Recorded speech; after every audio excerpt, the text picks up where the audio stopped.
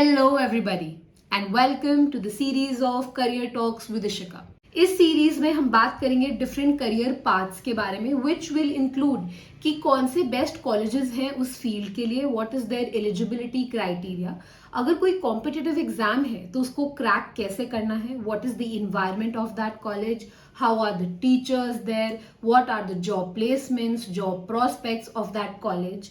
All of these questions will be answered in that podcast, and I hope that it clears all your confusion. In today's episode, we have with us Dr. Abhishek Thakur, who completed his BTech from PEC, MTech and PhD from IIT Bombay. He will be sharing his valuable insights on how he cracked both these exams, what are the cutoffs, what is the environment, job placements in both these colleges, and what his overall journey felt like. So let's dive deep into that and welcome Dr. Abhishek Thakur. Hello, Dr. Abhishek. I am really glad to have you here, and I'm really glad that you joined in. How are you doing today? I'm good, Ishika. I'm good.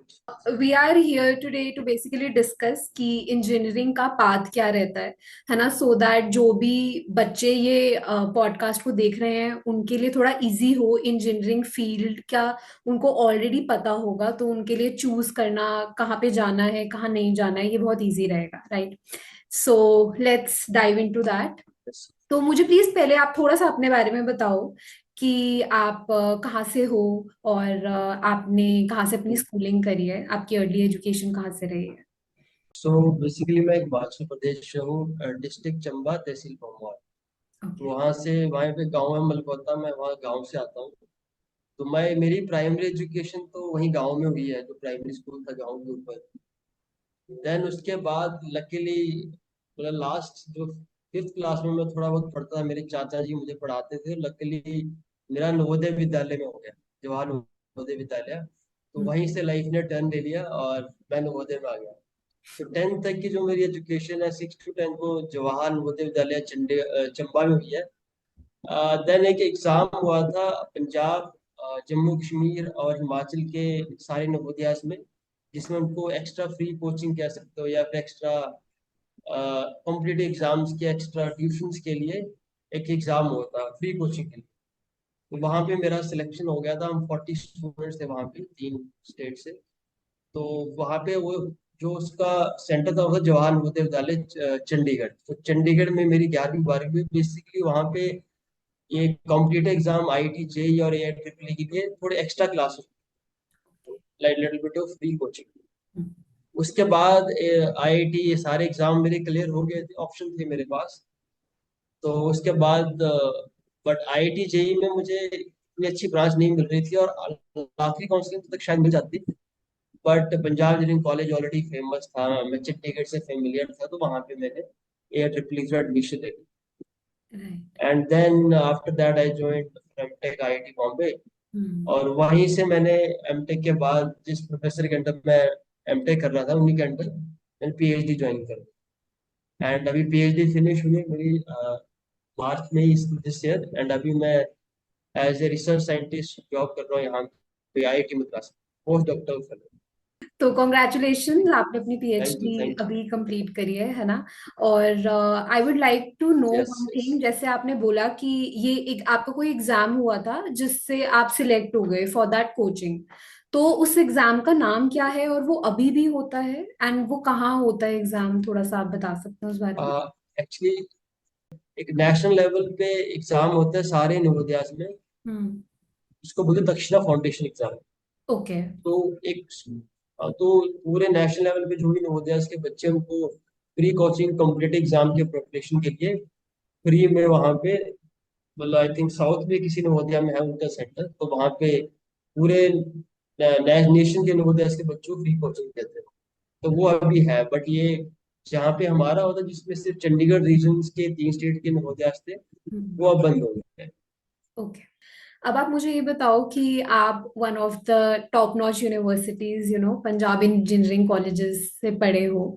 तो मुझे ये बताओ कि आपकी strategy क्या थी पढ़ने की। आपने 11th 12th में कब पढ़ना स्टार्ट किया for like cracking that exam, है ना? और कैसी आपकी जर्नी रही? आपने कोई सेल्फ स्टडी करी या आपने कोचिंग ली? क्या आपका स्ट्रैटेजी था?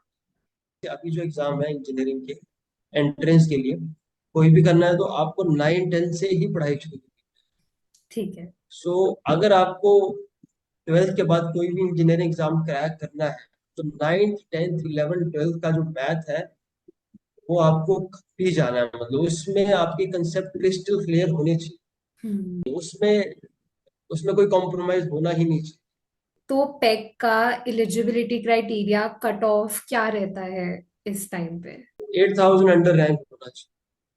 ठीक है। तो अगर किसी स्टूडेंट को पेक में या आईआईटीज में नहीं एडमिशन मिलता है ना, उनकी कट ऑफ उतनी नहीं जाती है, तो और कौन से कॉलेजेस हैं जो बहुत अच्छे हैं और जिनमें वो एडमिशन ले सकते हैं आपके अकॉर्डिंग? कट ऑफ क्लियर नहीं कर पाते बट उनका इंटरेस्ट इंजीनियरिंग में है, तो उनके लिए अ, एक अच्छी बात ये है कि तुम किसी भी, अगर बहुत कॉलेजेस है, प्राइवेट कॉलेजेस हैं, बिट्स पिलानी है, अगर आपके पास पैसे हैं, थॉपर है, हम्म। बिट्स मेसरा रांची है, और ये वीआईटी वेलोर है। हम्म। रिसेंटली हम निर्मा यूनिवर्सिटी के थे, वो भी अच्छा डिसेंट कॉलेज है इंजीनियरिंग के हम्म। लिए। इंजीनियरिंग में इंपॉर्टेंट थिंग है स्किल डेवलपमेंट। या। तो वो जरूरी नहीं आईआईटी में होगा, नॉवडेज तो आपके पास सब कंटेंट अवेलेबल है, तो ये सब कॉलेज जो है ये भी अच्छे हैं एनआईटीज आईआईटीज के कंपैरिजन में।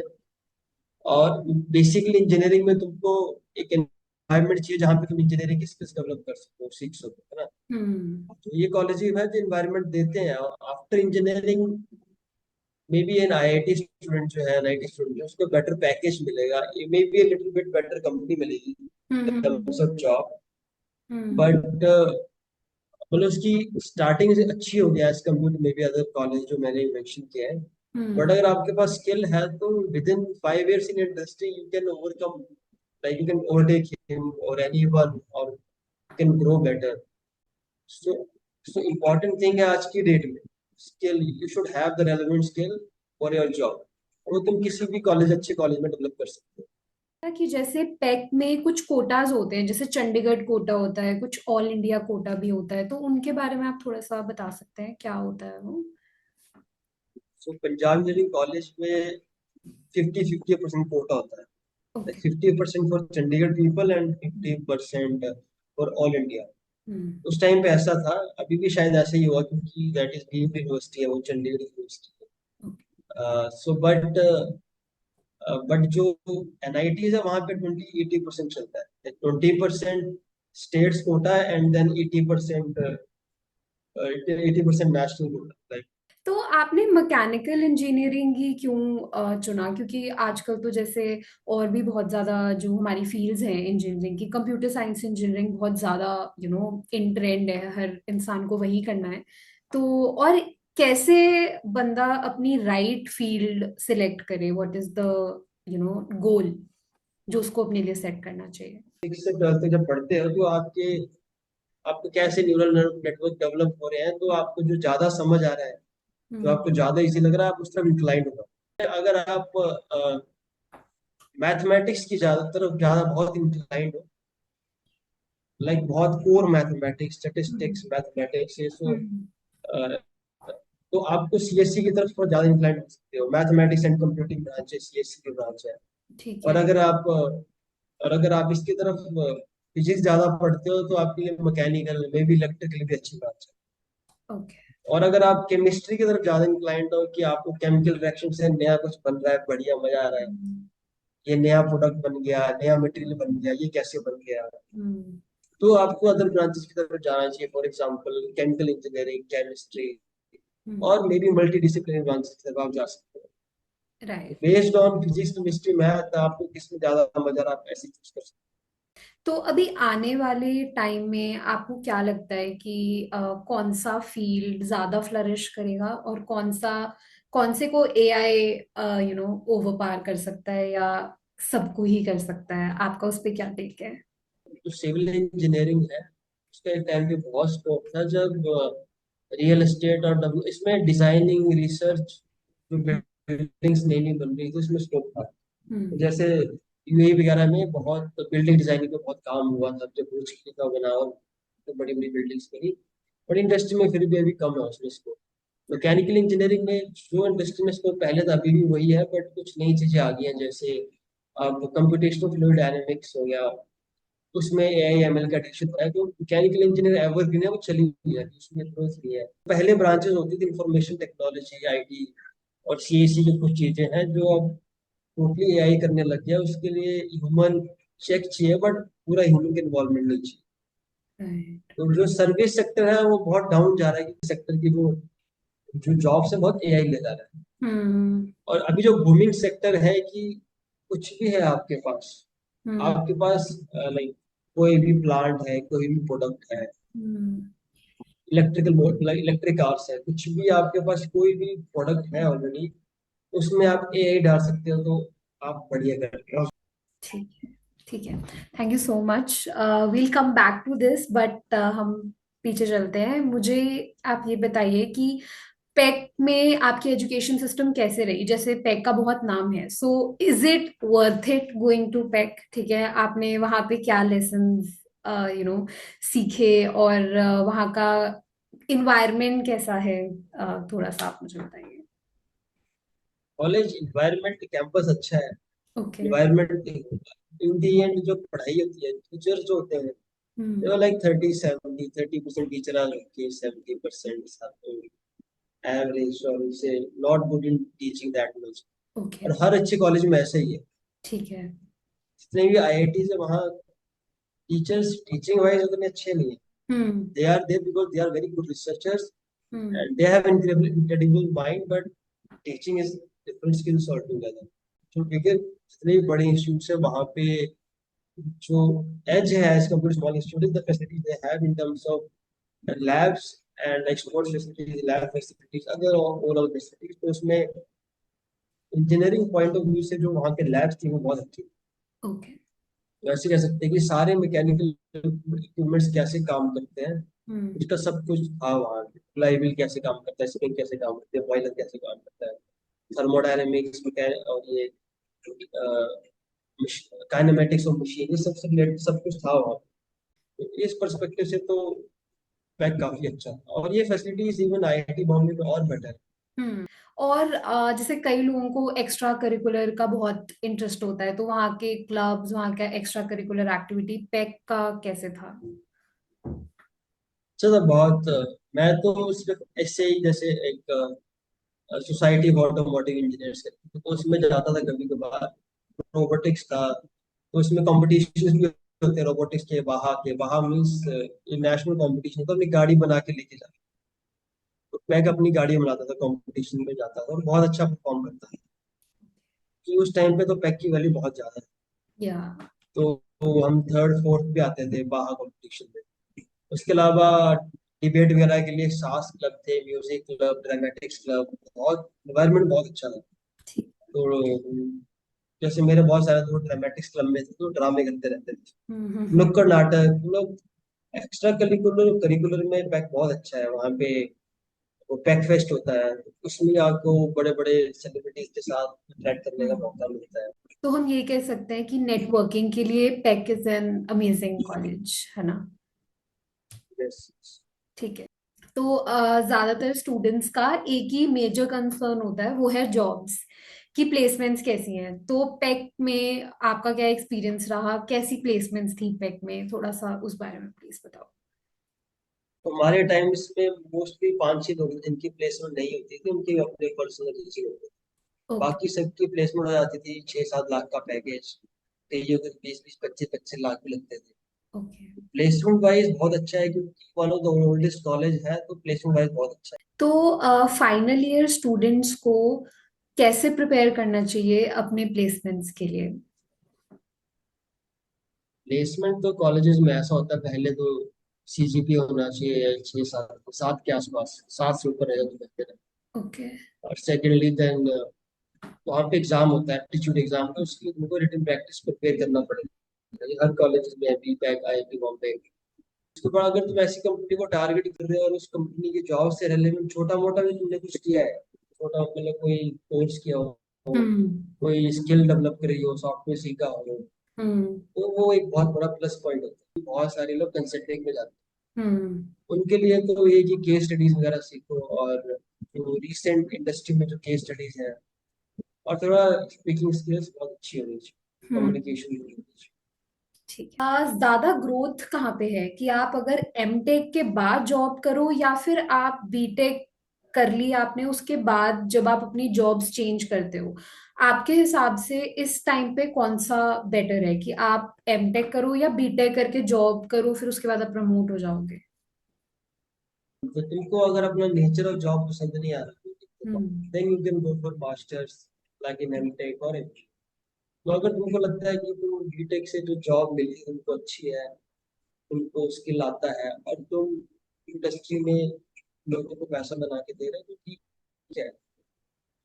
बट मास्टर तुमको तब करनी चाहिए जब तुम किसी आर एंड डी जॉब को थोड़ा वो करना चाहते हो, like you are more into learning new things, finding new things, cracking new codes.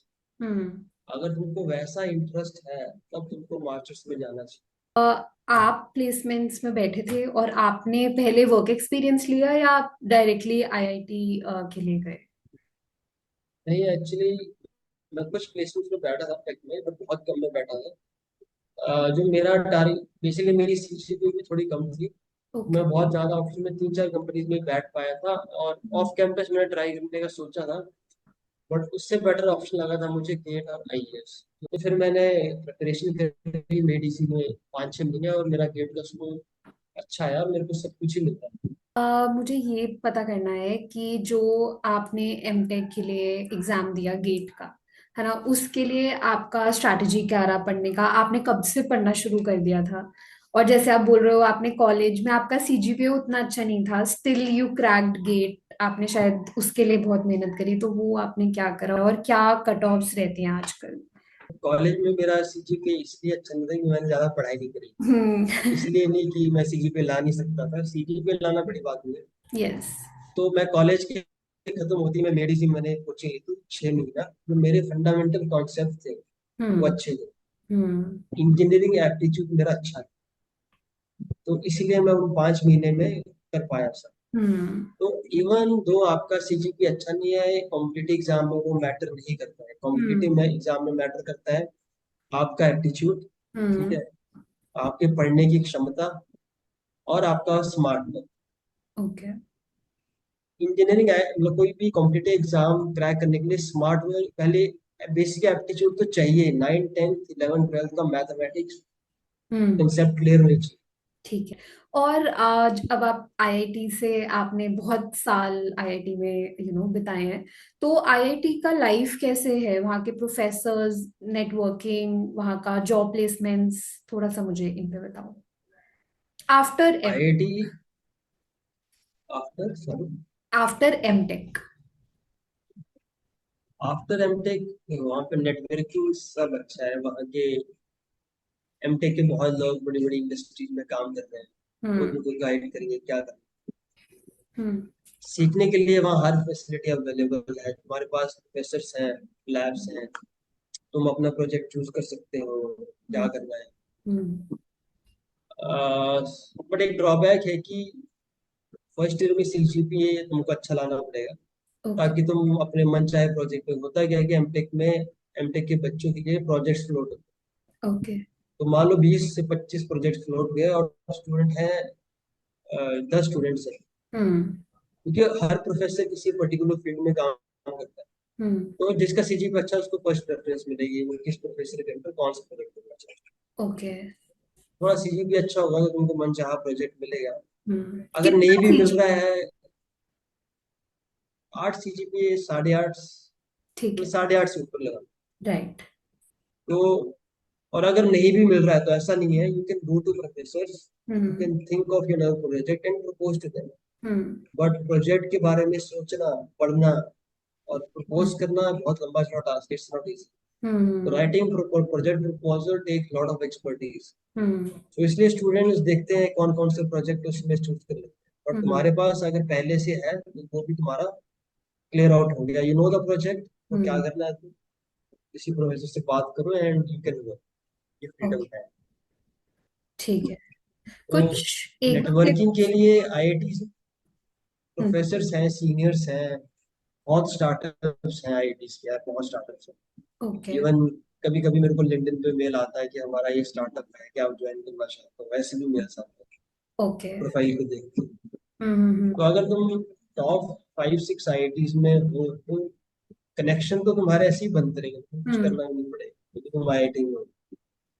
ठीक है। नेटवर्किंग के लिए तो और तुम और एफर्ट डालोगे तो नेटवर्किंग के बहुत ऑप्शन। ठीक है। अगर किसी का आईआईटी मुंबई में नहीं हुआ या टॉप नॉच आईआईटीज में नहीं हुआ, तो उसके अलावा कौन से आईआईटीज हैं which are best for BTech and MTech, जो अब ग्रो कर रहे हैं? बॉम्बे, मद्रास, कानपुर, दिल्ली, ये ज्यादा अच्छे हैं। ओके। उसके बाद मास्टर्स के लिए इतना स्कोप नहीं है, बीटेक के लिए बेटर है। ओके। मास्टर्स कर सकते हो अगर तुमको, देख अगेन टॉप 10 आईआईटीज अगर लेंगे, रुड़की, खड़गपुर और गुवाहाटी भी ले लो, तो वहाँ पे स्किल डेवलपमेंट करने के पर्सपेक्टिव से जा रहा है तो मास्टर इज नॉट बैड, तुम जाओ वहाँ पे कुछ स्किल सीखो और फिर इंडस्ट्री तुमको खुद हायर करेगी, हम्म। तुमको रेलेवेंट स्किल आता है। हम्म। बट ये जो मैंने टॉप फोर बताया ये ज्यादा बेटर है इन terms of connection, startups, funding, projects and also labs वगैरह में ज्यादा। हम्म। ओके। मैं अभी रिसेंटली पढ़ रही थी कि आईआईटीज का जॉब प्रोस्पेक्ट, जॉब प्लेसमेंट्स उतना अच्छा नहीं रहा जितना पहले था। तो आप उस पे क्या बोलेंगे, और क्या फिर भी एक इंसान को आईआईटी में जाना चाहिए डिस्पाइट द फैक्ट कि जॉब प्लेसमेंट्स अब उतनी अच्छी नहीं है? जॉब प्लेसमेंट्स बहुत अच्छी हैं but as compare to previous थोड़ा सा डाउन आया है, कह सकते हैं। उसके रीजंस है कि इंडिया में जॉब मार्केट अभी इतना अच्छा नहीं है, अनएम्प्लॉयमेंट बहुत ज्यादा है। और हम्म। सेकेंडली अभी अनएम्प्लॉयमेंट बहुत ज्यादा है तो आईआईटी वालों को बहुत कंपनी ज्यादा पैकेज देना नहीं चाहती और आईआईटी के सब लोग ज्यादा पैकेज नहीं मांगते। ओके। तो ये दो तीन केसेस हैं जिसकी वजह से प्लेसमेंट नहीं हो रहा। बट जो भी आईआईटी का स्टूडेंट है अगर उसका हम्म। डिसेंट बैकग्राउंड है आईआईटी के अंदर तो उसको ऑफ कैंपस भी प्लेसमेंट हो जाता है। तो जो आप न्यूज आर्टिकल में पढ़ रहे हो उसका ये कि उसमें बहुत सारे पीएचडी स्टूडेंट्स होते हैं जिनको प्लेसमेंट चाहिए। ओके। बीटेक्स का ऑलमोस्ट प्लेसमेंट हो जाता है, पैकेज कम लगेगा। एमटेक्स में भी ऑलमोस्ट हो जाता है। मतलब अभी थोड़ा डाउन आ गया है बट जिनका नहीं होता उनको ऑफ कैंपस 100% श्योर हो जाता है। यू गो टू लिंक्डइन, हम्म। तुम टेक्निकल जॉब सर्च करो तो हम्म। वहां पे नीचे लिखा होता है preferably IITs and NIT students. Okay. On campus India में कल्चर थोड़ा कम हो रहा हो, ऑन कैंपस कम हायर कर देता हूँ। हम्म। अदर देन कनेक्शन से एक्सपीरियंस लोग चाहिए था इंडस्ट्री में जो एकदम आके काम शुरू कर। ठीक है। तो ये कहना सही होगा कि प्लेसमेंट्स कम हुए हैं, बट इसके रीजन ये है कि तो जॉब अपॉर्चुनिटी कम है और लोग प्लेसमेंट देना भी नहीं चाहते और इंडस्ट्री कम, बहुत ज्यादा पैसे देना भी नहीं चाहते। ठीक है। बट प्लेसमेंट हो जाता है। आईआईटी में एमटेक करनी है टॉप 4 कॉलेजेस से तो विदाउट थॉट तुम जा सकते हो। ठीक है। राइट, तो हम ये बोल सकते हैं कि ब्रांड नेम हमेशा काम करेगा, मतलब आईआईटी का जो ब्रांड नेम है इट विल वर्क, है ना? And and right. प्लस बहुत फैसिलिटीज आएगी, पीपल लर्न ठीक एनीथिंग। है। ठीक है। तो आपने अब एमटेक के बाद आपने फिर से रिसर्च करा, है ना, पीएचडी किया, आपने 5 साल निकाला। तो उसके लिए आपने क्या क्रैक किया पीएचडी के लिए? और क्योंकि आप ऑलरेडी एक एमटेक के स्टूडेंट थे, है ना, तो आपको कुछ मतलब वो फेवरेबल मिला आईआईटी में कि और ऑलरेडी अ स्टूडेंट उस चीज के लिए? ठीक है। और कैसा आपका एक्सपीरियंस रहा इन पीएचडी इन आईआईटी? आपका गाइड कैसा था? तो मैं मास्टर्स में था, कोर्सेज के दौरान तो मेरे को एक दो प्रोफेसर थे जो बोलते थे you can try MTech, try PhD. तो मेरे लिए कोई हैसल नहीं था क्योंकि मैं ऑलरेडी मास्टर स्टूडेंट था। I talk to professor and just converted to PhD. But वहाँ पे क्वालिफायर होता है, within 1 year you have to give qualifier, PhD qualifier. उसमें अगर आप फेल हो गए तो आपको पीएचडी छोड़नी पड़ेगी। तो जब मैंने कन्वर्ट किया पीएचडी में तो उसके 5 महीने मेरा क्वालिफायर हो गया और मेरा क्लियर हो गया फर्स्ट टाइम में। तो ये क्वालिफायर हर जगह नहीं होता है। बट कुछ कॉलेजेस करते हैं, कुछ डिपार्टमेंट करते हैं, वो ये करने के लिए कि रिसर्च कैलिबर कैसा है, फंडामेंटल रिसर्च कर पाएगा कि नहीं, उसको जज करने। ठीक है। तो अगर ऐसे पीएचडी ज्वाइन कर रहे हो, जैसे मैंने तो मास्टर्स के थ्रू किया, तो आज के लिए आपको GATE qualifier, GATE rank basis पे मिलता है, और देन एक बहुत कॉम्प्रिहेंसिव इंटरव्यू होता है तुम्हारा technical. Okay. It may be of multiple rounds. Hmm. तो आज की ये डेट में पीएचडी ज्वाइन करना मुश्किल नहीं है। PhD ज्वाइन करना is comparatively easy because there is not much competition within the field. Like अभी 2-3 साल का ट्रेंड देखे तो इट्स easy. ओके। तो ये जो आपने क्वालिफायर बताया, ये सिर्फ उन लोगों के लिए है जो एमटेक कर रहे हैं ऑलरेडी आईआईटी से? Anyone who has joined as a PhD student, he has to be qualified. Okay. So it will ठीक। be 3-4 सब्जेक्ट का एग्जाम होता है, बहुत रिसर्च ओरिएंटेड कॉम्प्रिहेंसिव एग्जाम होता है। तो बट वो डिपार्टमेंट के अपने रूल्स होते हैं, उसमें इंस्टीट्यूट का कुछ खास नहीं होता, तो अलग अलग डिपार्टमेंट का अलग अलग सिनेरियो होता है। But most of the departments किसी ना किसी फॉर्म में क्वालिफाई करवाता है, तो you will have to qualify that. Okay. तो जो यूजीसी नेट भी होता है एक, है ना, तो वो भी एप्लीकेबल होता है या नहीं होता, सिर्फ गेट ही होता है इंजीनियर? आईआईटी अभी बहुत इंटरडिसिप्लिनरी हो रहा है, तो एमएससी बहुत बहुत डिफरेंट ब्रांचेस में आ चुकी है। MSc biotechnology, physics, chemistry. वो यूजीसी नेट वाले का अगर जेआरएफ है तो दे डायरेक्टली गेट एडमिशन। अच्छा, अगर उनका जेआरएफ के थ्रू वो जेआरएफ ले है सकते तो? हैं। ओके। ओके। यूजीसी नेट भी है तो you can approach professors for PhD. तो गाइड्स कैसे हैं, आर दे गुड या कैसे हैं मतलब?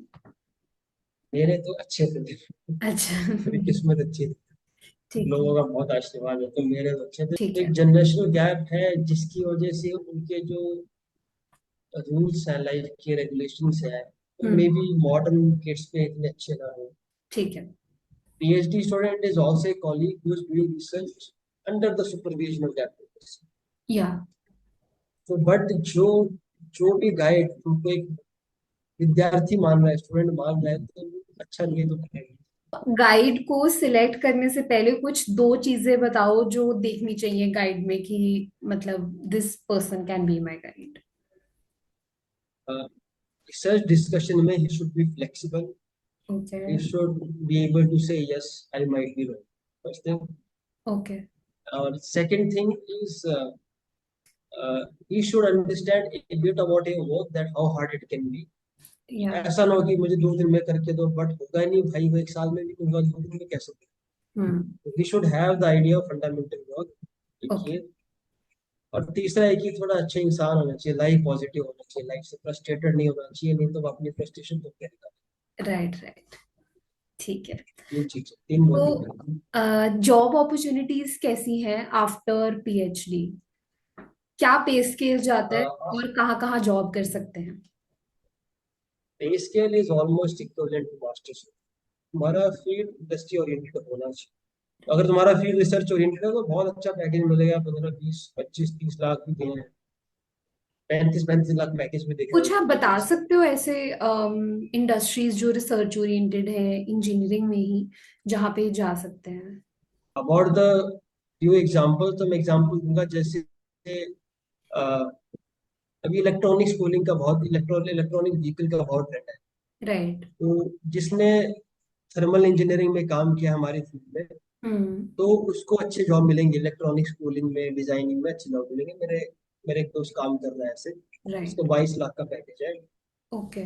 और एग्जांपल तो जैसे CFD का एग्जांपल दिया मैंने, अगर आपको एनसीएस में इंडस्ट्रियल एक्सपीरियंस है थोड़ा बहुत, CFD सॉफ्टवेयर में इंडस्ट्री के काम करने का एक्सपीरियंस है, तो आपको जॉब मिल जाएगी। और दूसरा, अगर आपको ऑप्टिमाइजेशन का एक्सपीरियंस है, अगर आप ऑप्टिमाइजेशन में रिसर्चर हो, हम्म। तो आपको बहुत अच्छा जॉब मिलेगा। ओके। कंट्रोल सिस्टम ऑप्टिमाइजेशन हम्म। और मशीन लर्निंग, AI ML पे अगर आप रिसर्च कर रहे हो, हम्म।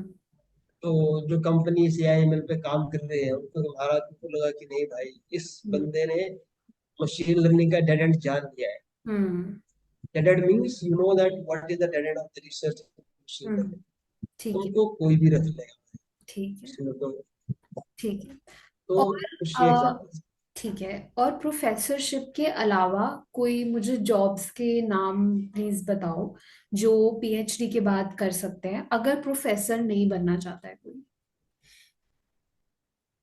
किसी भी बिग कंपनी के R&D सेंटर में तुम जा ठीक है। सकते हो। yes. राइट।